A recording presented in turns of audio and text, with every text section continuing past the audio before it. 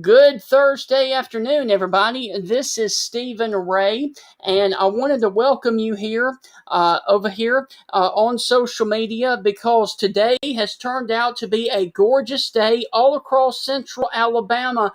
However, that was not the case this time 10 years ago today. There was a very, very serious and life threatening tornado outbreak in progress across Mississippi and Alabama. I'm going to take you through this epic day in severe weather 10 years ago today, only on the forecast with Stingray and TP. Hope you guys enjoy it.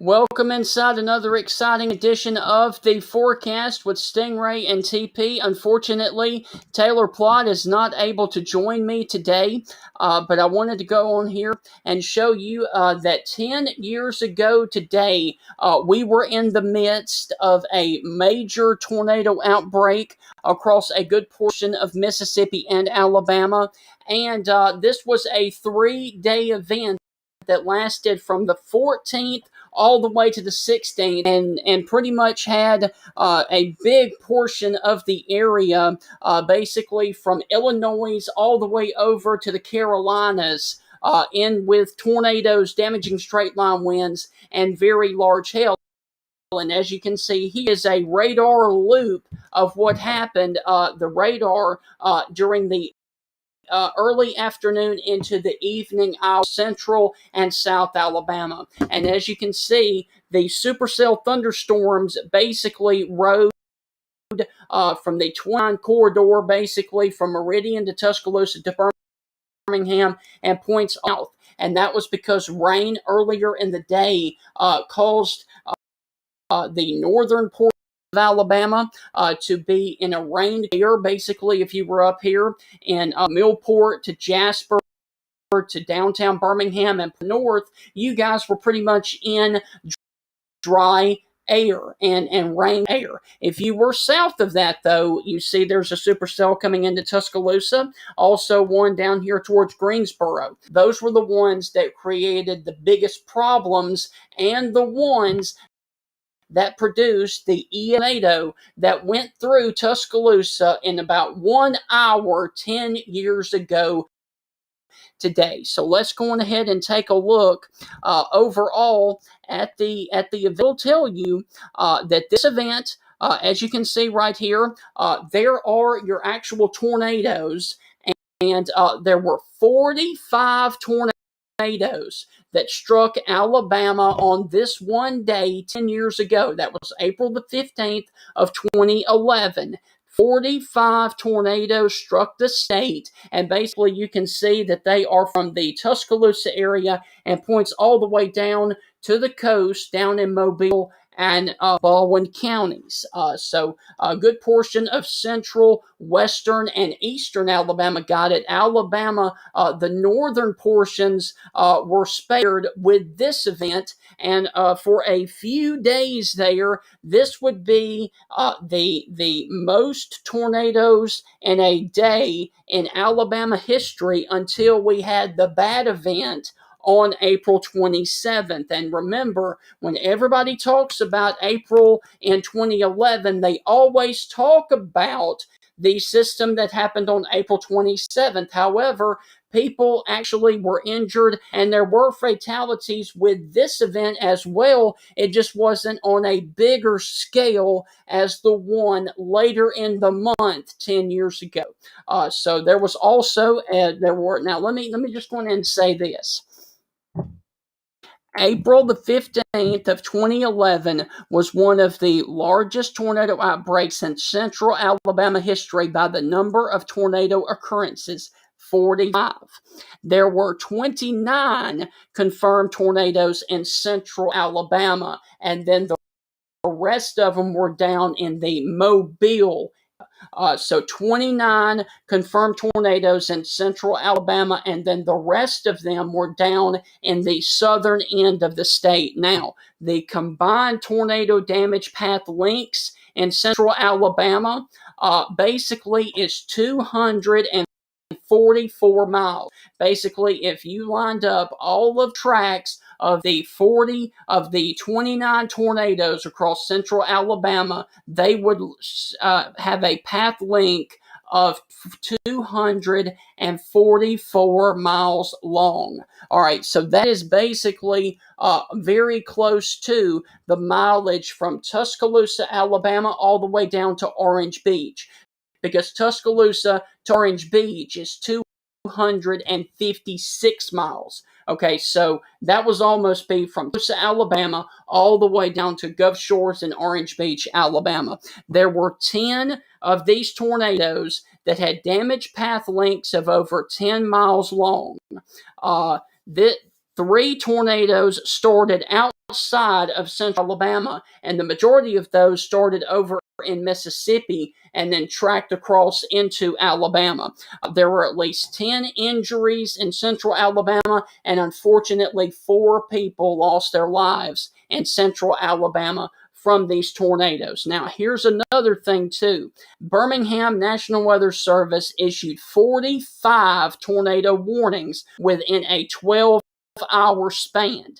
There were also 3 separate tornado watches in effect as well on this day. Now, as of the breakdown of the tornadoes, there were 10 EF2s, 10 EF1s, 5 EF0s, and the most deadly ones on this day were the 4 EF3 tornadoes. And one of those tornadoes that were an EF3 basically went through central Tuscaloosa County.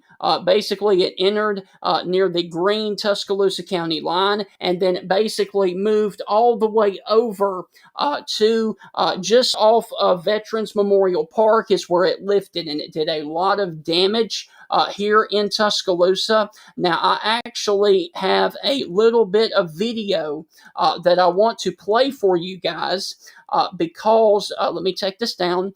First off, we are going to hear from David Harton of the former Tuscaloosa, Alabama EMA director. That is the Emergency Management Agency. He was the director there for a pretty good while, and this is my video of me interviewing him because I was going to do a documentary about the April 27th event, and so I actually went and talked with Mr. Harton about the April 15th and the April 27th event. And this, of course, is what Mr. Harton had to say about the tornado that actually moved into Tuscaloosa, Alabama on April. Well, let me turn the clock back a little bit. The whole month of April in 2011 was a busy month weather-wise.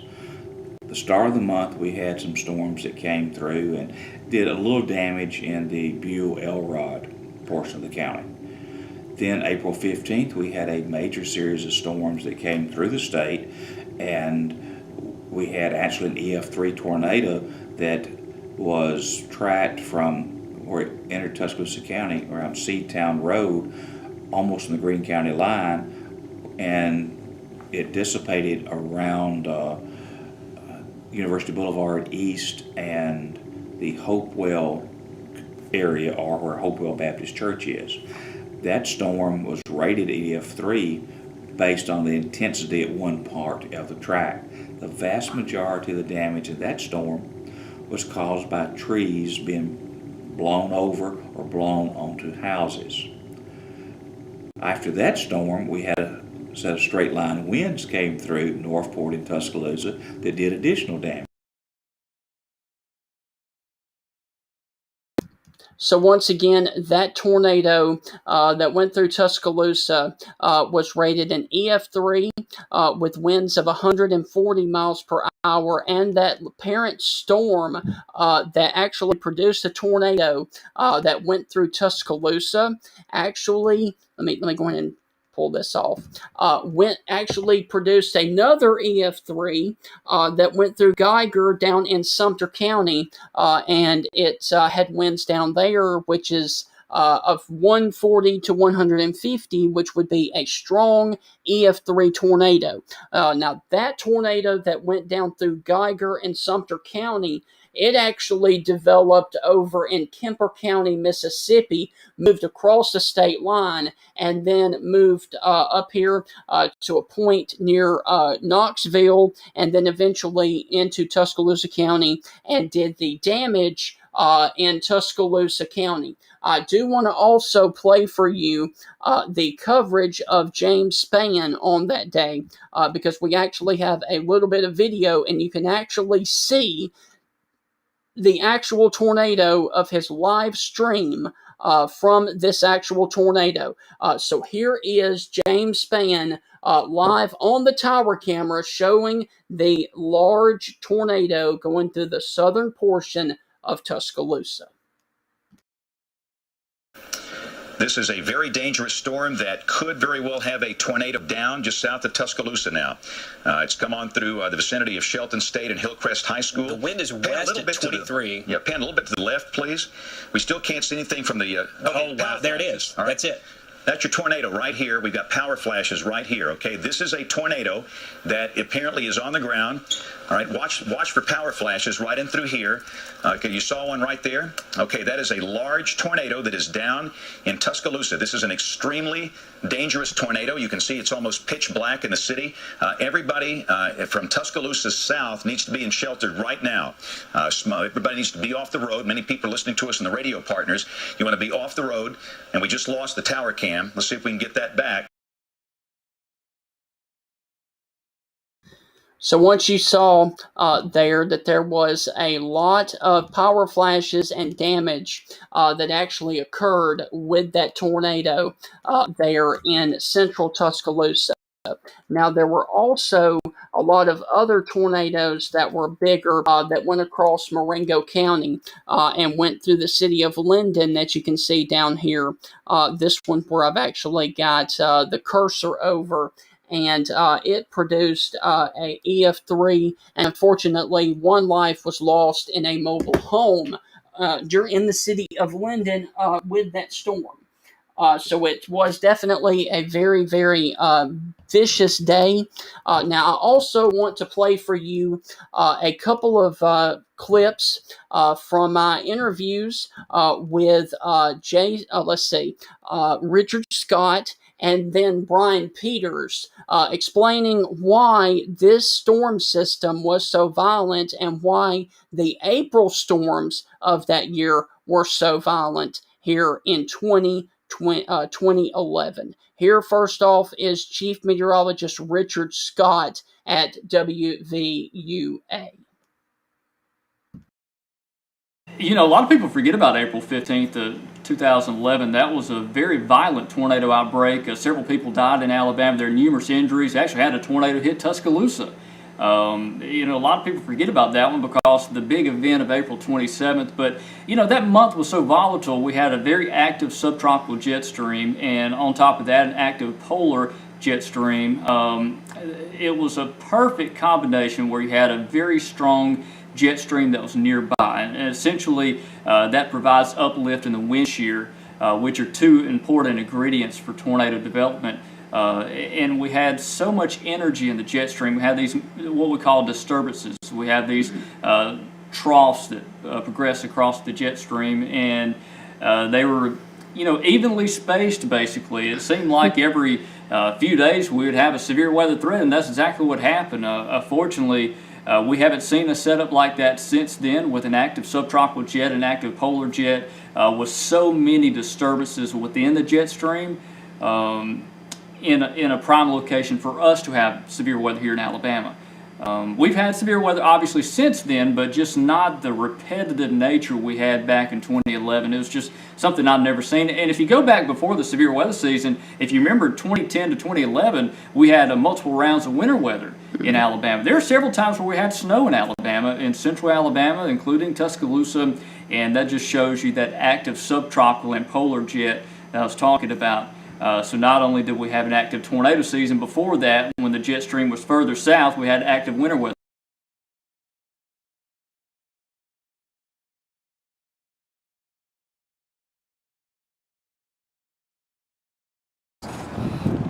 Well, I like to make the analogy of a recipe. Oftentimes, the atmosphere has the ingredients that we're looking for to make the recipe for severe weather. In the case of the large outbreaks that occurred, again 32, 74, and 2011, the atmosphere's recipe is just perfect. Everything is to the exact right amount of ingredients, and that just basically makes conditions so perfect that the atmosphere just goes wild. So once again, this was a very, very serious situation. Now, here's a little bit more on this actual event. Now, of course, like I said, it was from April the 14th through April the 16th. And, of course, Alabama and Mississippi's tornadoes happened on April the 15th. Now, from the 14th until the 16th, there was a total of 178 tornadoes from Kansas and Pennsylvania all the way down into the Carolinas. All right, so once again, there was a total of 178 tornadoes in the April the 14th through the 16th time span back in 2011, and that was 10 years ago today. 38 people between the 14th and the 16th were killed over that span, making it the deadliest tornado outbreak at that time since the super outbreak back in February of 2008. Now, I also want to say that the storms that crossed over into Tuscaloosa from Greene County, the National Weather Service had to actually try and figure out which of the actual tornadoes, the damage path of which tornadoes, because that same area was struck by the tornado that went through a few weeks later on April the 27th. Also to note, Autauga County in Alabama in central Alabama had 6 different tornadoes come across it in a 3-hour span. And let me just go ahead and give you the magnitude of this tornado event here in central Alabama. The first tornado of the day touched down at 10:10 a.m., and the last tornado touched down at 11:08 p.m. That is over 12 hours of tornadic activity from Tuscaloosa all the way down to the coast, down to Mobile and Baldwin counties and places off to the south and to the east. So it was a very, very volatile day, and one that we hope we will never, ever see again, but we cannot guarantee. And a lot of people, like I said, a lot of people forget about this one because of the significance of the one a couple of weeks later on April the 27th. And I intend to do a more in-depth video with more of a discussion and actual eyewitness and people actually surviving the tornado on that day. But real quick, I want to also read here the actual tornadoes that we had in Alabama. On that day, we had one in Marengo County, which is near Nanofalaya, which is just outside of Linden. It had an EF1. Geiger in Sumter County, like I said, that one came across from Kemper County in Mississippi and came across into Sumter County. That one was a pretty big tornado when it crossed into the state of Alabama. It was an EF3 with winds of 140 to 150 miles per hour. Then Gainesville in Sumter County, another area in Sumter County, had an EF2 with winds of 115 miles per hour. The Tuscaloosa Greene County tornado, which the National Weather Service is actually calling it the Black Warrior River tornado, was an EF3 of 140 mile per hour winds. No injuries or fatalities were reported in that one, and I can actually show you what the actual tornado did to a couple of trees, and there you go. That, as you can see, all of the trees are basically stripped of all of their leaves and their branches, and it is just basically nothing but twigs standing there. And there is another path that you can actually see the tornado going through timber there in southwestern Tuscaloosa County. Here is another aerial view of tree damage there in southern Tuscaloosa County. And then one last thing, I wanted to show you the evolution of the actual radar as it moved from Foster's into the southern portions of the city of Tuscaloosa. And one more stop there, of course, is the base velocity as it was getting eerily close to the Taylorville area down there in Tuscaloosa County. So once again, let me also show you this, that there is the actual tornado path, and I can actually zoom in and let you guys see that there is the actual path going from the Greene Tuscaloosa County line all the way into southern portions of Tuscaloosa, and then eventually lifting just north of the Skyland Boulevard area over here towards Kicker Road and Fairmont Drive.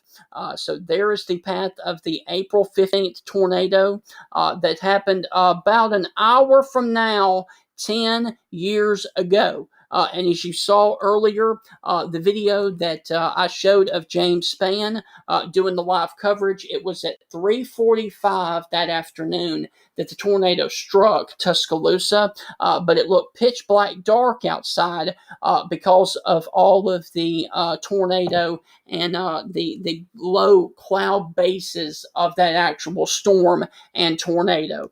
And the tornado was, let's see, the damage path of this actual tornado that went from Greene and Tuscaloosa counties all the way over to Kicker Road and Fairmont Drive. The damage path was 18.37 miles long, and it was 500 yards at its widest point. There in Tuscaloosa County.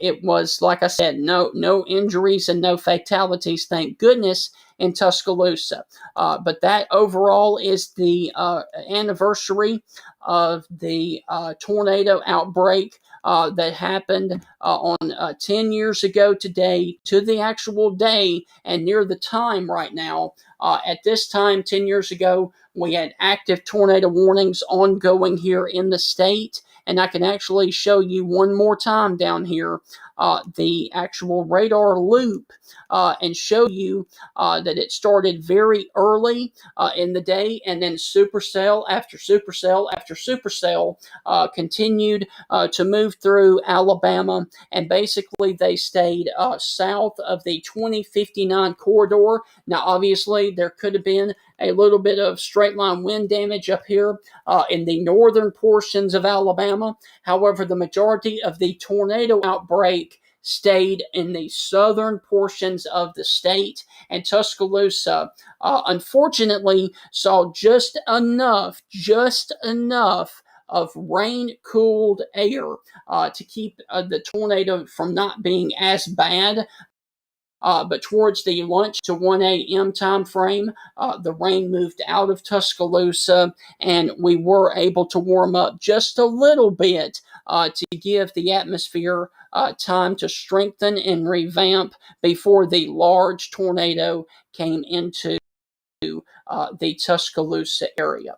And there were all big time tornadoes that happened over in Autauga County and also down in Sumter and Marengo counties as well. But we actually did not have any eyes on those or any of those. So that is the reason that I'm actually focusing on the Tuscaloosa one, is because we actually had visual of that tornado. So I am going to sign off here. I hope you guys have enjoyed a look back 10 years ago today, and almost to the time of the large tornado that went through central and southern Tuscaloosa counties. I intend to do another video like this in a couple of days when we have the April 27th tornado outbreak anniversary. I will do another video then with more in-depth analysis of that large tornado outbreak. But until then, I want to leave you guys with this. Have a great rest of your day, and I'm going to leave you guys with this from the GOAT of all time here in Central Alabama. Ladies and gentlemen, James Spann, I'm going to leave you guys with this. Have a great rest of your day, and as always, God bless. But the one thing I want to mention too, every time we have a severe weather threat now, people say, will this be like April 27, 2011? That's a bad question, and I don't like it. I don't even answer it really. And of course the right answer is no. That's generational. But all it takes is one. If there's one tornado in the whole state, and if that sucker comes down your street, then that's your April 27th. We have to be ready for every event, whether it's a generational event like that or it's a deal